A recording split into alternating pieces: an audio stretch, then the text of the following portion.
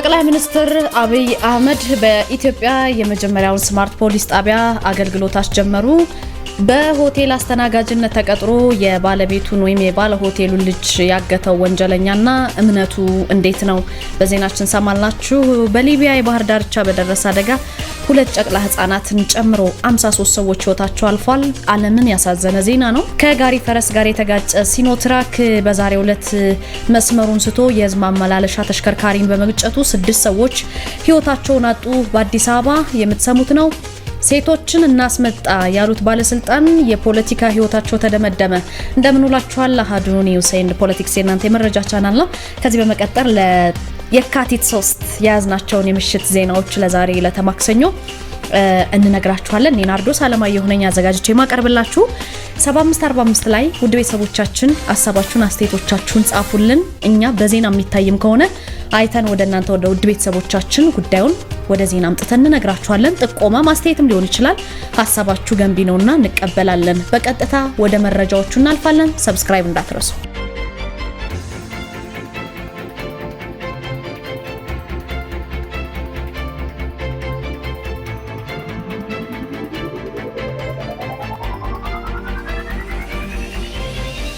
ጠቅላይ ሚኒስትር አብይ አህመድ በኢትዮጵያ የመጀመሪያውን ስማርት ፖሊስ አስጀመሩ። ጠቅላይ ሚኒስትሩ በማህበራዊ ትስስር ገጻቸው ላይ ያስተላለፉትን መልእክት ስናይ ስማርት ፖሊስ ጣቢያው ዜጎች የፖሊስ አገልግሎትን በተሻለ ፍጥነትና በቴክኖሎጂ ታግዘው እንዲያገኙ እንደሚያስችል ነው የገለጹት። በተጨማሪም አገልግሎቱ ለፖሊስ ፈጣን እርምጃ ለመውሰድ የሚያስችልና የወንጀል መከላከል ስራውን ሁሉ የሚያቀላጥፍ ነው የተባለው። የዚህ አገልግሎት መጀመር እንግዲህ በዲጂታል ኢትዮጵያ 2030 የህግ አስከባሪ አካላት ብቁና ተወዳዳሪ እንዲሆኑ የተጀመረውን የሪፎርም ስራም ውጤታማነት የሚያሳድግ ይሆናል ብለዋል። የኢትዮጵያ ፌደራል ፖሊስ አዛዥ ኮሚሽነር ጄኔራል ደመላሽ ገብረ ሚካኤልም ጭምር በስማርት ፖሊስ ጣቢያ የፖሊስን አገልግሎት ዲጂታላይዝ የማድረግና ህብረተሰቡ ራሱ በነጻነት ምንም አይነት ጫና ሳይደርስበት ቀላል በሆነ መንገድ የሚፈልገውን መረጃ ወይም የወንጀል ጉዳዮችን፣ የትራፊክ አደጋን፣ ሌሎችንም መሰል ጉዳዮችን ብዙ ነገሮች ያጋጥማሉና በቀላሉ ለፖሊስ የሚያደርስበት ስርዓት ነው የተዘረጋው። ምንም አይነት የሰው ንክኪ የለውም። ህብረተሰቡ በቀላሉ አገልግሎት የሚያገኝበት ስርዓት ነው። እስካሁን ድረስ በጣም በውስን ሀገራት ብቻ ላይ እንዳለ ነው የተነሳው። እንግዲህ ይሄ ስራ ያስጀመረው ነው።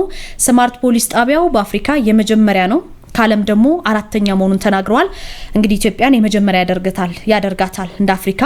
ጣቢያው የፖሊስን ስራና አፈጻጸሙን በከፍተኛ ደረጃ እንደሚያሳድግ እንዲሁም ደግሞ ህብረተሰቡ ራሱ የፖሊስን አገልግሎት ለማግኘት የሚቸገርበትን ነገር ቀርፎ ከሰው ጋር ያለውን የማይመች ምልልስ የሚያስቀርና ግልጸኝነትን በደንብ የሚያረጋግጥ ነው የተባለው። በዛሬው ዕለት ስራ ጀምሯል ማለት ነው። መልእክቱን ተከታትለን እንመለሳለን። ስማርት ፖሊስ ስቴሽን አገልግሎቱ የፖሊስን ሰርቪስ ወደ ዲጂታላይዝ የማድረግ እና ህብረተሰቡ በነጻነት ወይንም ምንም አይነት ጫና ሳይደርስበት በቀላሉ የሚፈልገውን መረጃ የወንጀል ኬዝ ሊሆን ይችላል፣ የተለያዩ አክሲደንቶች ሊሆኑ ይችላሉ፣ ትራፊክ ኬዝ ሊሆን ይችላል። እነዚህን ኬዞች በቀላሉ ለፖሊስ ማድረስና መድረስ የሚችልበትን ስርዓት ነው የፈጠርነው።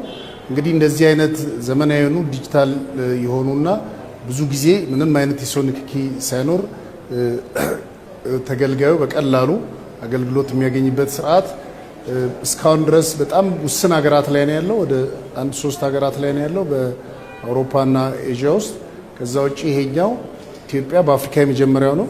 እንዳጠቃላይ ደግሞ ሲታይ በስማርት ፖሊስ ስቴሽን የ4ኛው ኢትዮጵያ ውስጥ የተከፈተ ነው ማለት ነው።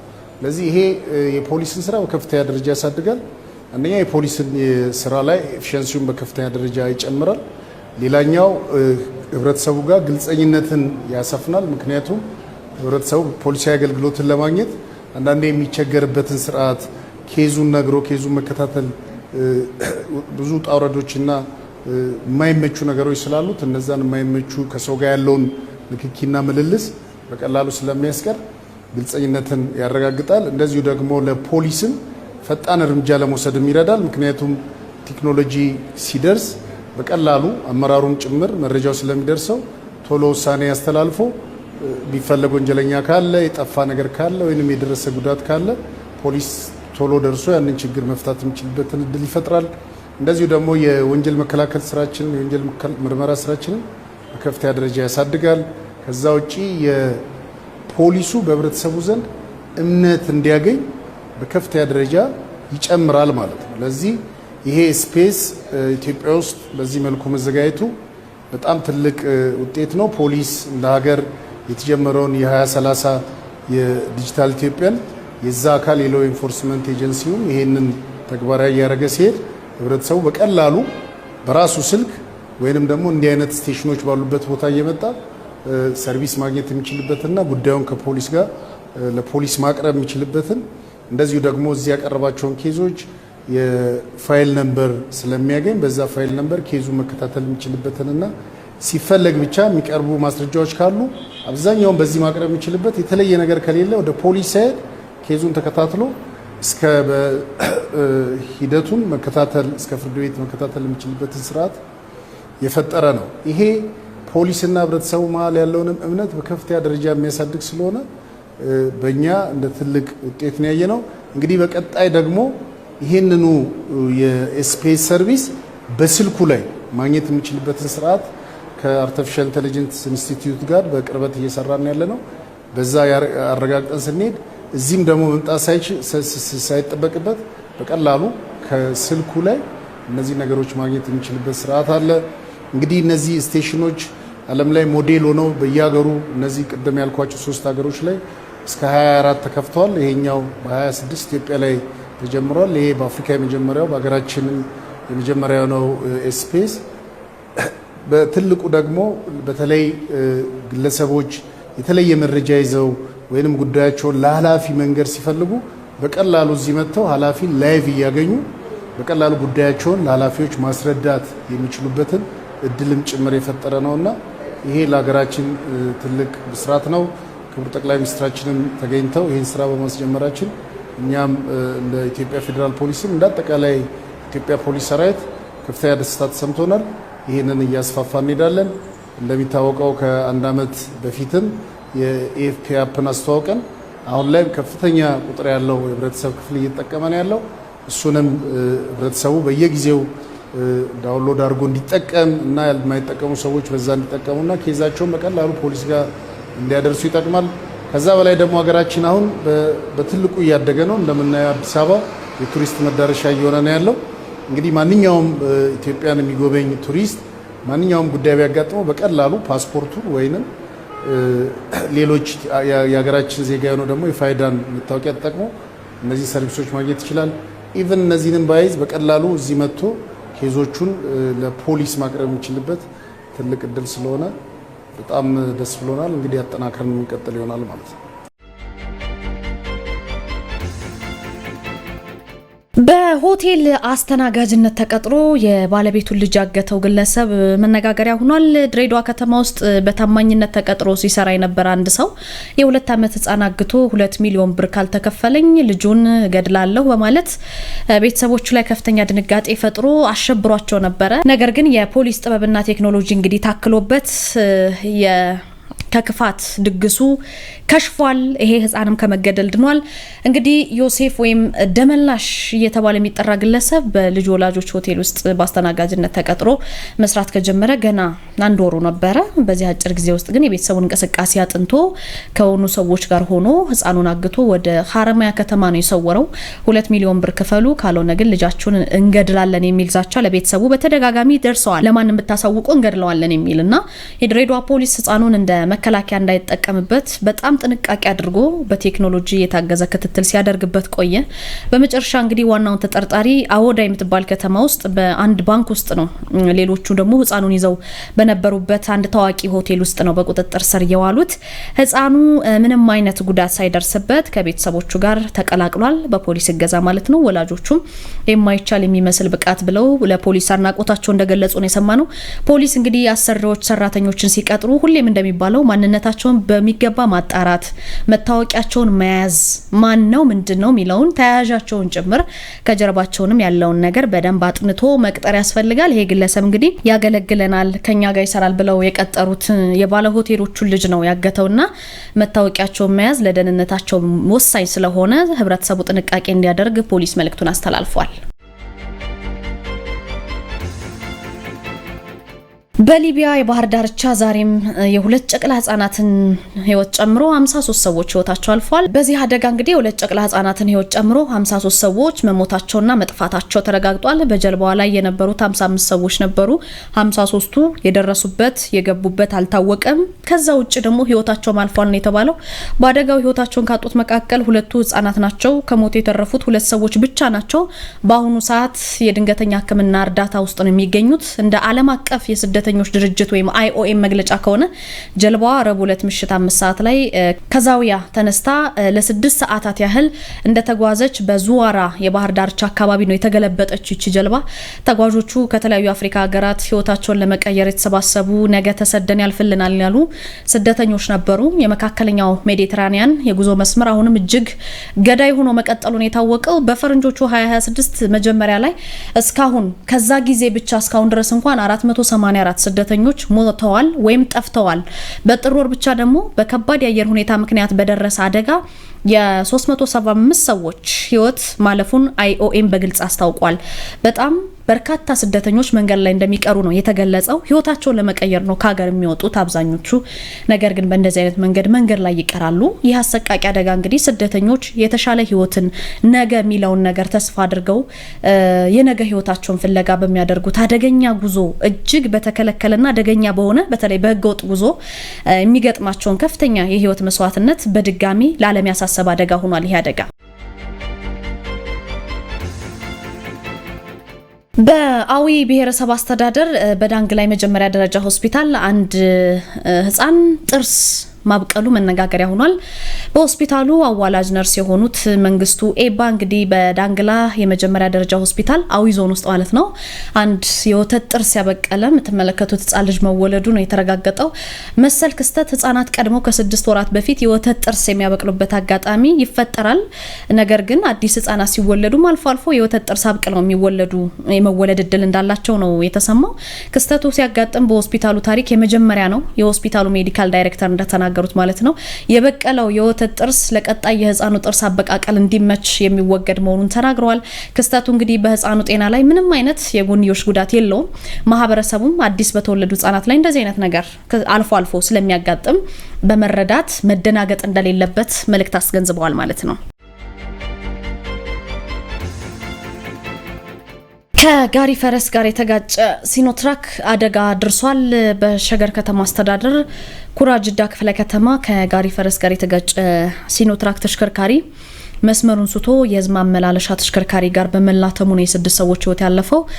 ይሄ አደጋ የተከሰተው ትላንትና ከሰዓት 9 ሰዓት ላይ ነው። የጋሪ ፈረስ በመግጨት ከመስመሩ የወጣ የሲኖትራክ ተሽከርካሪ በተቃራኒ መንገድ ሲጓዝ ከነበረ የህዝብ ማመላለሻ ተሽከርካሪ ጋር ተጋጭቶ ነው አደጋው ሊከሰት የቻለው። የሀገር ውስጥ መገናኛ ብዙሃን እንደዘገቡት እንግዲህ ከሸኖ ከተማ 15 ተሳፋሪዎች አሳፍሮ ከሚጓዝ የሰሌዳ ቁጥሩ ኮድ 391259 ኦሮ የሆነ የህዝብ ማመላለሻ ተሽከርካሪ ጋር በመጋጨቱ ወዲያውኑ በስፍራው 3 ሰዎች ሞተዋል። ሆስፒታል ከደረሱ ቁስለኞች መካከል ደግሞ 3 ሰዎች ህይወታቸው አልፏል።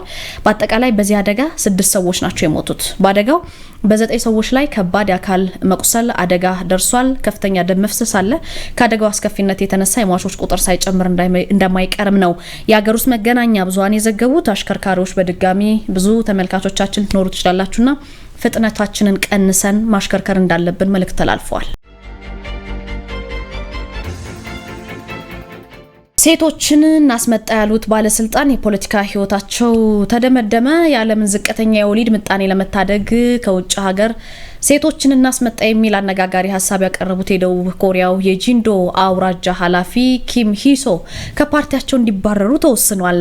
ለውሳኔው መነሻ የሆነው ክስተት ባለስልጣኑ በሀገሪቱ እየቀነሰ የመጣውን የህዝብ ቁጥር ወይም የሚወለዱ ህጻናት ቁጥራቸው ማነስ ከዚህ ጋር በተገናኘ በገጠር የሚኖሩ ወንዶችን ለማጋባት ከቪየትናምና ከስሪላንካ ወጣት ሴቶችን እናስመጣ የሚል ሀሳብ ሰንዝረው ነው። ይሄ ንግግራቸው ወዲያውኑ ከፍተኛ ቁጣን ቀስቅሷልና የተወሰዱ እርምጃዎችና ተቃውሞዎች አሉ። አንደኛው ከፓርቲ መባረራቸው ነው። የደቡብ ኮሪያ ገዢው ዲሞክራቲክ ፓርቲ የባለስልጣኑ ንግግር ለሴቶችና ለስደተኞች ክብር የሌለው ወይም ክብረ ቢስ ነው በሚል አባልነታቸውን ወዲያውኑ ሰርዟል። ሌላው ዲፕሎማሲያዊ ውጥረት ማለት ነው። የቪየትናም መንግስት ድርጊቱን በጽኑ አውግዞ ጉዳዩ በሀገሪቱ መካከል በእነዚህ ሀገራት መካከል ዲፕሎማሲያዊ ቀውስ ነው የፈጠረው። ሌላው ደግሞ የህዝብ ተቃውሞ ነው። በኮሪያ የሚገኙ የመብት ተሟጋቾች ባለስልጣኑ ሴቶችን እንደቃ በመቁጠር የሰብአዊ መብት ጥሰት ፈጽመዋል በሚል ሰልፍ ወጥተውባቸዋል። ደቡብ ኮሪያ በአሁኑ ወቅት እንግዲህ የወሊድ ምጣኔዋ እጅግ በማሽቆልቆሉ ምክንያት ከፍተኛ ስጋት ላይ ብትሆንም ግን ይሄ የባለስልጣኑ ነገር ግን መፍትሄ የፖለቲካ ህይወታቸውን ለፍጻሜ ዳርጎታል ማለት ነው። ውድ ቤተሰቦቻችን ለዛሬ ለካቲት 3 ያዝናቸው የምሽት መረጃዎች እነዚህ ነበሩ። አብራችሁ ቆይታ ያደረኩት እኔ ናርዶስ አለማየሁ ነበርኩ። በያላችሁበት ጥሩ ጊዜ ሆነላችሁ። ወደ አሃዱ ሬዲዮ እንሄዳለን። መልካም ምሽት።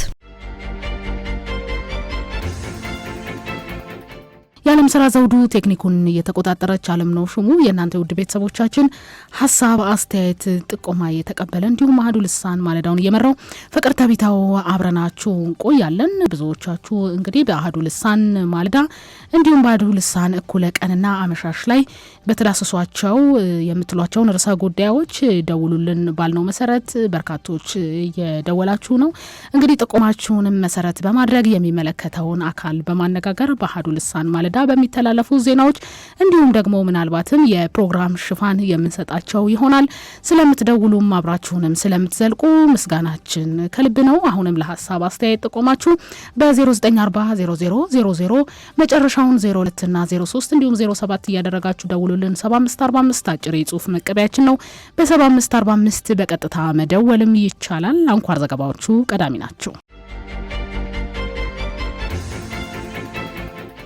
የጋራ ምክር ቤቱ ከመንግስት ጋር በሚደረገው ስብሰባዎች ላይ የግል መገናኛ ብዙሃን አለመሳተፋቸው ተገቢነት እንደሌለው ገለጸ። የኢትዮጵያ ፖለቲካ ፓርቲዎች የጋራ ምክር ቤት ምክትል ሰብሳቢ ዶክተር አብዱል ቀድር አደም በፖለቲካው ዘርፍ ከመንግስት ጋር በሚደረጉ ስብሰባዎች የግል መገናኛ ብዙሃን አለመሳተፋቸው ተገቢነት የለውም ብለዋል። ለሚዘጋጁ የምክክር መድረኮች ጥሪ የሚደረገው በመንግስት በኩል መሆኑን አንስተው በተለይም በፖለቲካው ዘርፍ ላይ ግልጽነትና ተጠያቂነት እንዲሰፍን ለማድረግ የመንግስትና የግል በሚል መገናኛ ብዙሃን ላይ ልዩነት መፍጠርም ተገቢነት እንደሌለው ጠቁመዋል። መገናኛ ብዙሃን ላይ የሚደረግ ልዩነትን መታረም እንዳለበትም ጨምረው ገልጸዋል። የመንግስት የግል ሚዲያ የሚል ምንም ህግም የለውም። እንደዚህ አይነት የግል ወይም ኮሜርሻል ሚዲያዎች እንዳይሳተፉ የሚል አሰራር የለውም። እንዲያውም ጋራ ምክር ቤቱ ዋና የተቋቋመበት ምክንያት መረጃን ከፖለቲካ ጋር በተያያዘ ህብረተሰቡ እንዲረዳው ግልጽነትን፣ ተጠያቂነትን ይህንን ባህል መገንባት ስለሆነ ለየትኛውም የሚዲያ አካል ክፍት መሆን አለበት። ከመንግስት ጋር በምናደርገው የጋራ ስብሰባዎች ላይ እኔ በግሌ ብትጠይቀኝ ሁሉም ሚዲያ መጥቶ መዘገብ አለበት ብዬ ነው የማስበው። እንደ ጋራ ምክር ቤትም ይህንን የሚከለክል ህግ የለውም። ከዚያ ውጪ አንዳንዴ ከመንግስት ጋር በምናደርገው የጋራ ስብሰባ እውነቱን የሚያዘጋጀው መንግስት ይሆናል። የሚዲያ ግብዣውን በዛ በኩል ሊሆን ይችላል። ትክክለኛው የቱ ነው ካልክ ግን ይሄ ትክክል አይደለም። ለሁሉም ሚዲያዎች ክፍት መሆን አለበት። የግል ሚዲያዎችን መጥተው ያንን መዘገብ ለህዝብ ማስተላለፍ አለባቸው። ከዚህ ጋር ተያይዞ ያሉ የአሰራር ግድፈቶች ካሉ መስተካከል አለባቸው። በሚደረጉ ስብሰባዎች ላይ መገናኛ ብዙሃን መከልከላቸው አግባብነት እንደሌለው አንስተው ምክር ቤቱ የተቋቋመበት ዋና ዓላማ በምርጫ ወቅትም ይሁን በጋራ ስብሰባዎች ላይ ትክክለኛ መረጃን ለህዝብ ማስተላለፍ በመሆኑ ሁሉም በእኩል ተሳትፎ ማድረግ እንዳለባቸውም ጠቁመዋል። ከተሰበሰቡት አጀንዳዎች ውስጥ የሀገርን ብሔራዊ ጥቅምና የህዝብ ጥያቄ ቅድሚያ እንደሚሰጣቸው ተገለጸ። ማንኛውም ቡድን ይሁን ግለሰብ የፈለገውን አጀንዳ የማቅረብ መብት ቢኖረውም ምላሽ የሚሰጠው የሀገርን ብሔራዊ ጥቅምና የህዝብን ጥያቄ ቅድሚያ እንደሚሰጠው የሀገራዊ ምክክር ኮሚሽን ቃል አቀባይ አቶ ጥበቡ ታደሰም ተናግረዋል። ከቀረቡት አጀንዳዎች ውስጥ የህገ መንግስት ይሻሻል፣ የወሰን ማንነት ጉዳዮች ዋናዎቹ መሆናቸውን አንስተው ከዚህ ውጪ የግል ፍላጎትን መሰረት ያደረጉ አጀንዳዎች መቅረባቸውንም ተናግረዋል። ለኮሚሽኑ በአጀንዳ መልክ የቀረቡ አንዳንድ ጥያቄዎችን ለመመለስ ጥልቅ ትንታኔና ጽናት የሚፈልጉ መሆናቸውንም ገልጸዋል። በተጨማሪም በኮሚሽኑ ያልተመለሱ ጥያቄዎች በምክር ቤቱ ይሁንታ ግምገማ ተደርጎላቸው ለመመለስ ሙከራ እንደሚደረግም ተናግረዋል። ወገን አጀንዳውን መስጠት ይችላል። የመሰለውን ነገር ይታይልኝ የሚለውን ጉዳይ ማለት ነው። እስካሁን በተመጣበት ሁኔታ እነታጠቁ ወገኖች ብቻም ሳይሆኑ ሌላውም የህብረተሰብ ክፍል የመሰለውን ነገር ሊታይ ይገባል የሚላቸው ጉዳዮች ሁሉ አንስቷል። የኮሚሽኑ አሰራር በነጻነትም በገለልተኝነትም እና ደግሞ ሰዎች ሀሳባቸውን እንዲገልጹ ገደብ ያለማድረግም አሰራር ስለሚከተል የመሰለውን አጀንዳ ማንም ሰው ማቅረብ ይችላል። አቀረበ ማለት ግን ይህ ጉዳይ አጀንዳ ሆኖ ምክክር ይደረግበታል፣ አጀንዳ ሆኖ ይመጣል ማለት ላይሆን ይችላል። ነገር ግን ምክንያቱም ምክክር የሚደረገው እጅግ መሰረታዊና ሀገራዊ በሆኑ ጉዳዮች ላይ ነው ዞሮ ትኩረት የሚያደርገውና እነዚህ ሀሳቦች ሊመጡ ይችላሉ። የትኛቸውም ሀሳቦች ሊነሱ ይችላሉ እና ይህም ሀሳብ እንግዲህ በዛ መንገድ ነው ሊታይ የሚችለው። ዝርዝር ነገር ውስጥ መግባት ብዙ ጥቅም ስለሌለው ብዬ ነው ማለት ነው። የህዝብንና የብሔራዊ ጥቅምን መብት ከግምት ውስጥ በማስገባትም ምላሽ እንደሚሰጥም ጠቁመዋል። በምርጫ ምዝገባም ሆነ በምርጫ ቀን ቅድሚያ የሚሰጣቸው ሰዎች መኖራቸው ተገልጿል። ዘንድሮ በሚካሄደው 7ኛው ጠቅላላ ምርጫ ወቅት በምዝገባ ሂደትም ሆነ በምርጫ ቀን ነፍሰ ጡር እናቶች፣ አረጋውያን፣ አካል ጉዳተኞች ቅድሚያ እንደሚሰጣቸው የኢትዮጵያ ብሔራዊ ምርጫ ቦርድ አስታውቋል። አንድ ምርጫ ዲሞክራሲ ነው የሚባለው ሁሉንም የህብረተሰብ ክፍሎች እኩል ተሳታፊ ሲሆኑ ነው ያሉት በኢትዮጵያ ብሔራዊ ምርጫ ቦርድ ምክትል ሰብሳቢ አቶ ተስፋይ ነዋይ ናቸው። በመሆኑም ማንኛውም የምርጫ እንቅስቃሴ ላይ ሴቶች፣ ወጣቶች፣ አካል ጉዳተኞችና አረጋውያንን ማሳተፍ የችሮታ ጉዳይ ሳይሆን የመልካም አስተዳደር የዲሞክራሲ ባህል ግንባታና ህገ መንግስታዊ ግዴታ ነው ብለዋል። በዚህ መሰረት ቦርዱ አካታችነትን ማዕከል ያደረገ የ5 ዓመት ስትራቴጂ ነድፎ ወደ ስራ መግባቱንም አስታውቋል። እያንዳንዱ የምርጫ ጣቢያ ለአካል ጉዳተኞች፣ አረጋውያን ምቹ መሆኑን ለማረጋገጥ ቴክኖሎጂን በመጠቀም የመለየት ተደራሽ ያልሆኑ ቦታዎች ላይ ፈጣን ማስተካከያ እየተደረገ መሆኑንም አመላክተዋል። ቦርዱ ለምርጫ ሁሉንም የህብረተሰብ ክፍሎች ለማሳተፍ በስፋት እየሰራ መሆኑን ያነሱት ምክትል ሰብሳቢው የፖለቲካ ፓርቲዎችም በበኩላቸው በምርጫ ወቅት አካታችና በሚፈለገው ልክ መፈጸም ተግባራዊ ለውጥ እንዲመጣ የማድረግ ህጋዊ ግዴታ እንዳለባቸውም ጠቁመዋል። በሱዳን በሕክምና ተቋማት ላይ የሚሰነዘሩ ጥቃቶች አሳሳቢ ደረጃ መድረሳቸው ተገለጸ። የተባበሩት መንግስታት የሰብአዊ ጉዳዮች ማስተባበሪያ ጽህፈት ቤት ኦቻ በሱዳን ሲቪሎችና በሕክምና ተቋማት ላይ የሚሰነዘሩ ጥቃቶች በእጅጉ እንዳሳሰበው ገልጿል። ድርጅቱ በሕክምና ተቋማት ላይ የሚሰነዘሩ ጥቃቶች ቀድሞውኑ ደካማ የሆነውን የጤና ስርዓት የበለጠ እንደሚጎዳው ነው የገለጸው። በደቡብ ኮርዶፋን ባለፈው ሳምንት ብቻ 3 የጤና ተቋማት ጥቃት እንደደረሰባቸውም ድርጅቱ አስታውቋል። በጥቃቱም ህጻናት፣ ሴቶችና 4 የጤና ባለሙያዎችን ጨምሮ ቢያንስ 31 ሰዎች ተገድለዋል። ሌሎች በርካቶች ሰዎች ደግሞ ቆስለዋል። ኦቻ ሲቪሎች፣ የህክምና ተቋማትና የጤና ባለሙያዎች ከዓለም አቀፍ የሰብአዊነት ህግ ጋር በሚስማማ መልኩ ጥበቃ ሊደረግላቸው እንደሚገባም አሳስቧል። ከዚህ ባለፈ ፈጣን፣ ደህንነቱ የተጠበቀ፣ ያልተገደበና ዘላቂ የሰብአዊ ተደራሽነት እንዲሁም ተጨማሪ የገንዘብ ድጋፍ እንዲኖር በድጋሚም ጥሪ አቅርቧል። ዘገባው የኦቻ ነው። ትራምፕ እስራኤል በተያዘው ዌስት ባንክ ላይ ያሳለፈችውን ውሳኔ ተቃወሙ። የአሜሪካው ፕሬዝዳንት ዶናልድ ትራምፕ እስራኤል የተቆጣጠረውን የዌስት ባንክ ግዛት በበላይነት ለመቆጣጠር በደህንነት ካቢኔ ያጸደቀችውን ውሳኔ መቃወማቸውን ባለስልጣናት ተናግረዋል። ባለስልጣናቱ ዌስት ባንክ ግዛት የተረጋጋ መሆን የእስራኤልን ደህንነት እንደሚጠብቅም ገልጸዋል። የእስራኤል የደህንነት ካቢኔ እሁድ ዕለት የእስራኤልን ቁጥጥር በዌስት ባንክ ላይ ለማጠናከርና የፊሊስጤም መንግስት ስልጣንን ለማዳከም የታለመ እርምጃዎችን አጽድቋል። ካቢኔው ያጸደቀው እቅድ የእስራኤል ሰፋሪዎች በቀላሉ መሬት እንዲያገኙ ያስችላቸዋል ነው የተባለው። ውሳኔውን ካወገዙ ሀገራት መካከል ግብጽ፣ ኳታር፣ ሳውዲ አረቢያና እንግሊዝ ይገኙበታል። በተመሳሳይ የተባበሩት መንግስታት ድርጅት የእስራኤልን እርምጃ አውግዟል። የፍልስጤም ፕሬዝዳንት መሐመድ አባስ ውሳኔው አደገኛ በማለት አሜሪካና የተባበሩት መንግስታት የጸጥታው ምክር ቤት በአስቸኳይ ጣልቃ እንዲገቡም ጥሪ ማቅረባቸው ይታወሳል። ዘገባው የአልጀዚራ ነው።